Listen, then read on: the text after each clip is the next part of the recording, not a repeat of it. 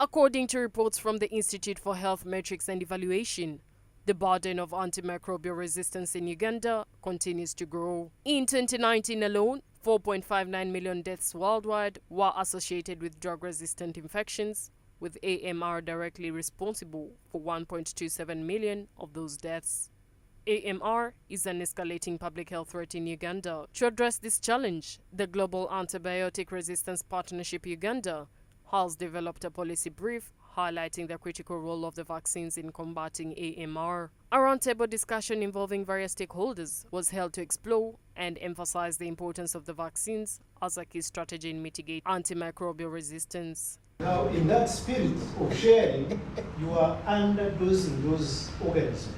Professor Harriet Mayanja emphasized the importance of vaccines, asserting that antibiotics are likely to lose their effectiveness due to misuse and overuse. She stressed the urgent need to embrace immunization as a key strategy, highlighting that vaccines can significantly reduce the reliance on antibiotics and help combat antimicrobial resistance. Immunization is prevention.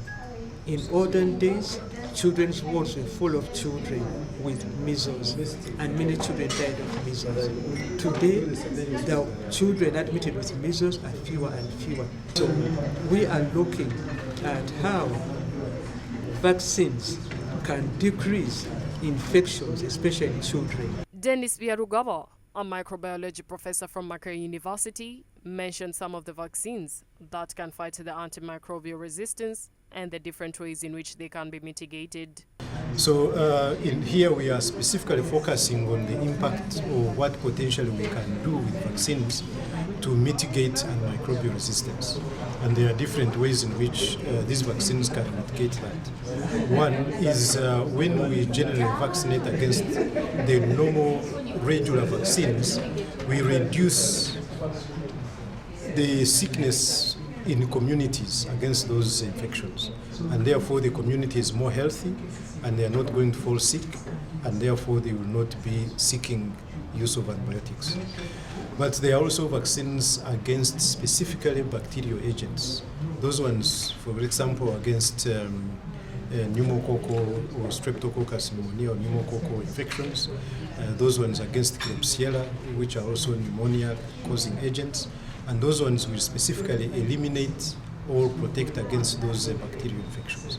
Professor Byarugaba asserted that there is a need to create awareness, emphasizing the urgency to contain the challenge. Right now, there are efforts to raise awareness about antimicrobial resistance, but also to contain that challenge. And this has been done at global level.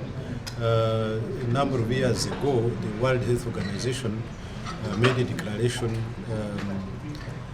to the different countries to make efforts to contain resistance in bacteria, because the other infectious agents like HIV, like tuberculosis or malaria, were being taken care of separately.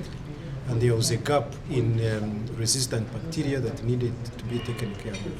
David Walusimbi, a pharmacist, called upon all pharmacists to join in on ensuring that increased uptake of vaccines is embraced. As a pharmacist, I would also call upon fellow pharmacists to join the campaign in ensuring an increased uptake of vaccines as a measure of preventing antimicrobial resistance. AMR is the ability of microorganisms such as bacteria, viruses, fungi, and parasites to resist the effects of medicines that were previously used to treat such diseases. Hope Nyongereza, Church of Uganda Family TV, News at 8.